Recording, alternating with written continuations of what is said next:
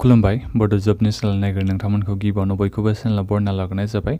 लोगोफोर जोंहा अइल India limited बिनिफ्राय साख्रि ओंखारना फैदों। दा नोंथांमोना बयबो अनलाइनै एप्लाइ खालामनो हागोन। जायफोर बिथांमोना मेट्रिक पास जानानै दङ आरो जायफोर बिथांमोना हायार सेकेन्डारि पास जानाय नोंथांमोनाबो बयबो बे अइल इन्डिया लिमिटेडनिफ्राय फैनाय साख्रिखौ अनलाइनै एप्लाइ खालामनो हागोन। दा बेनिखायनो नोंथांमोना भिडिअखौ जोबजासिम नाय लोगोफोर। आं साख्रिनि बागै डिटेल्सै खोन्थाहरगोन, जेरै नोंथांमोननि सेलारिया बेसेबां जानो हागौ आरो बेजों लोगोसे नोंथांमोननि सिलेक्सन प्रसेसा माबोरै जागोन बेफोरनि गासैबो डिटेल्सखौ मिथिनो थाखाय नोंथांमोना भिडिअखौ बयबो जोबजासिम नाय। आरो लोगोफोर नोंथांमोना सोरबाफोर चेनेलाव गोदानै फैदोंबा बेबादिनो साख्रिनि आपडेटखौ मोनबाय थानो थाखाय बयबो चेनेलखौ गिबियावनो साबस्क्राइब खालामना लाग्रो। लोगोफोर जोंहा बे अइल इन्डिया लिमिटेडनिफ्राय फैनाय साख्रिनि नटिफिकेसना मैयासो ओंखारना फैदों। 10 नभेम्बर मैया जोंहा बे साख्रिनि नटिफिकेसना ओंखारना फैदों। गिबियावनो आङो सेलारि बिनि बागै खोन्थानोसै आरो साख्रिनि नामा मा दङ बेखौ नोंथांमोननो फारि फारि खोन्थालांनि। गिबियावनोथ' बेहाय सेलारिया लोगोफोर नोंथांमोना ग्रेड 7नि जै सेलारिखौ मोनगोन। दा बेहाय नोंथांमोननि सेलारिया स्टार्टिंनिफ्रायनो 37,500निफ्राय जागायजेनगोन सेलारिया। बिनिफ्राय नोंथांमोननि सेलारिया 1,45,000सिम जाहैगोन होननानै बेहाय बुंदों। अब्ला जोंहा सेलारिनि प्रसेसा जोबोद मोजां, जोंहा सेलारिया खमबो नङा, एसे बुरजायानो। दा बिनिफ्राय लोगोफोर जोंहा साख्रिखौ नोंथांमोननो साख्रिनि नामखौ बेहाय होआखै, जायखिजाया बे साख्रिनि क'डखौसो होदों लोगोफोर। नोंथांमोना नायनो हागोन नैबे नाम्बार 1 साख्रिनि क'डनि थाखाय नोंथांमोननि फरायनाया बेसेबां जानांगौनो मात्र क्लास 10ल' पास जानाय जानांगोन। मेट्रिक पास जानायजों लोगोसे नाथायबा लोगोफोर डिप्ल'मा नांगोन नोंथांमोना बे साख्रिखौ एप्लाइ खालामनो थाखाय। डिप्ल'मा इन केमिकेल इन्जिनियारिं, केमिकेल इन्जिनियारिंआव नोंथांमोना डिप्ल'मा लानाय जानांगोन आरो बे डिप्ल'माया बोसोरथामनि जानाय जानांगोन। दा बिनि थाखाय साख्रिनि भेकेन्सिया 9 दङ। सेकेन्ड नाम्बार साख्रिनि भेकेन्सिनि क'डखौ बे होदों, नोंथांमोना बेखौ नायनो हागोन। दा बे सेकेन्ड नाम्बार साख्रिनि भेकेन्सिनि थाखाय फरायनाया मेट्रिक पास जानाय जानांगोन, क्लास 10खौ पास जानाय जानांगोन।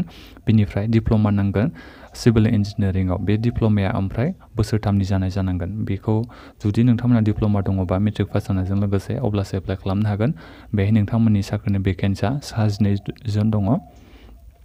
थार्ड नाम्बाराव नोंथांमोना नायनो हागोन, नैबे जाबाय थार्ड नाम्बार साख्रिनि भेकेन्सिनि क'ड।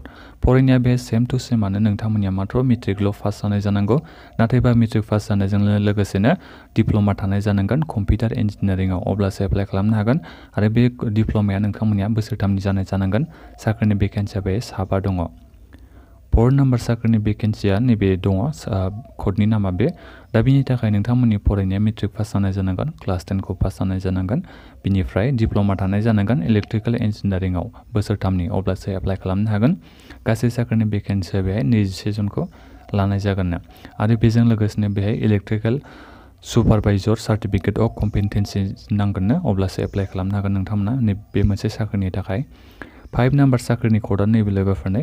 बिनि थाखाय फरायनाया नोंथांमोननिया क्लास 10खौ पास जानाय जानांगोन, डिप्ल'मा थानांगोन इलेक्ट्रनिक्स एन्ड कमिउनिकेशन इन्जिनियारिंआव बोसोरथामनि, अब्लासो एप्लाइ खालामनो हागोन। साख्रिनि भेकेन्सिया बेहाय 3 दङ।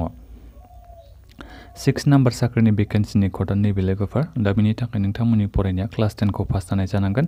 बे मेट्रिक पासजोंनो लोगोसेनो नोंथांमोननिया डिप्ल'मा थानाय जानांगोन बोसोरथामनि इन्स्ट्रुमेन्टेशन टेक्न'लजियाव, अब्लासो एप्लाइ खालामनो हागोन। दा बिनि थाखाय साख्रिनि भेकेन्सिया बेहाय 32 जनखौ लानाय जागोन।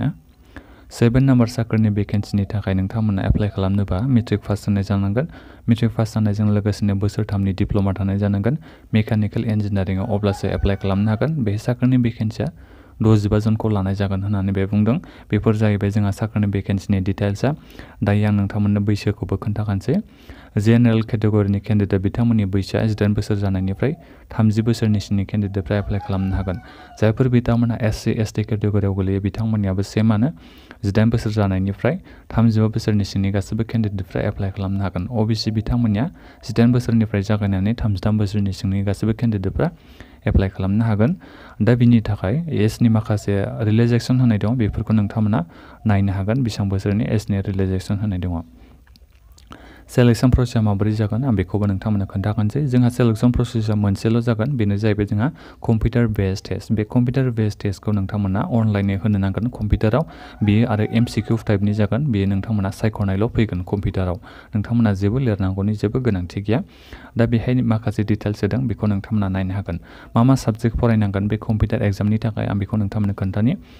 इंलिश लैंग्वेज बेहाय नोंथांमोना इंलिश लैंग्वेज होनोबा ग्रामारखौ नोंथांमोना फरायनांगोन जनरल नलेज जनरल एवारनेस बिनिफ्राय रिजनिं न्यूमेरिकल एंड मेंटल एबिलिटी बेखौ फरायनांगोन बे 20% मार्क्स थागोन बिनिफ्राय डोमेन और रिलेवेंट टेक्नोलॉजी नलेज बिनि थाखाय नोंथांमोना 60% मार्क्स थागोन गासै मार्कआ जोंहा बे 60% 100 मार्क्स थागोन दा बिनिफ्राय बे कम्पिउटार बेस्ड टेस्ट एग्जामा एमसीक्यू टाइपआव जागोन होननानै खोन्थाखाबाय आङो दा नोंथांमोना बे कम्पिउटार एग्जामखौ इंलिश नङाबा आसामिस बबे मोनसे एग्जाम लैंग्वेजआव नोंथांमोना होनो बेखौ सायख'नो हागोन बिनि थाखाय बे कम्पिउटार एग्जामखौ होनो थाखाय नोंथांमोना 2 घन्टा सम मोनगोन दा बिनिफ्राय बे कम्पिउटार बेस्ड टेस्ट जाखांनायनि उनावनो नोंथांमोननि बे मेरिट लिस्ट फैगोन बे नोंथांमोना कम्पिउटार बेस्ड टेस्ट एग्जामाव मोजाङै मार्कखौ लाबोनो हायोबा अब्ला नोंथांमोना साख्रिखौ मोननो हागोन आरो बिनिफ्राय बे कम्पिउटार बेस्ड टेस्ट जाखांनायनि उनाव नोंथांमोननियाव जेबो इन्टारभिउ बेफोरबायदि जेबो लानाय जानाय नङा बे जायखिजाया मेरिट लिस्टनि बेसिसावसो जासिगोन बियो दा बिनिफ्राय नोंथांमोना एप्लाइ खालामनाय समाव मा डकुमेन्ट्स नांगोन बेखौ लोगोफोर नोंथांमोननो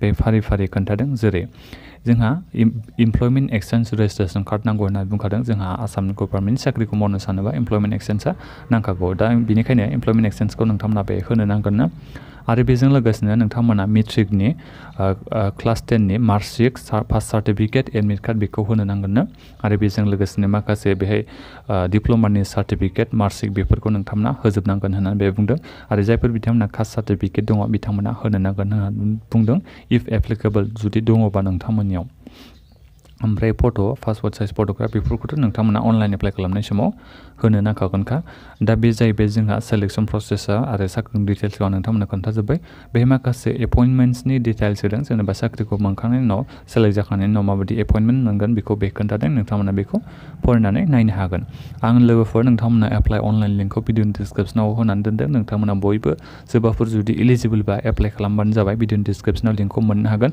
click here to apply online link बेखौ नोंथांमोना भिडिअनि डिसक्रिप्सनाव थांबा नुनो मोनखागोन बेहाय थांनानै एप्लाइ अनलाइन खालामहैबानो जाबाय माबाफोर सोंनांगौ दङबा नोंथांमोना भिडिअनि कमेन्ट बक्सआव कमेन्ट खालामदो आरो बेबायदिनो साख्रिनि आपडेटखौ नोंथांमोना मोनबाय थानो हायो बिनि थाखाय नोंथांमोना बयबो चेनेलखौ साबस्क्राइब खालामना ला आरो लोगोफोर नोंथांमोना बे भिडिअखौ बयनोबो शेयार खालामबानो जाबाय दा बेखिनियानोमोन गोजोन्थों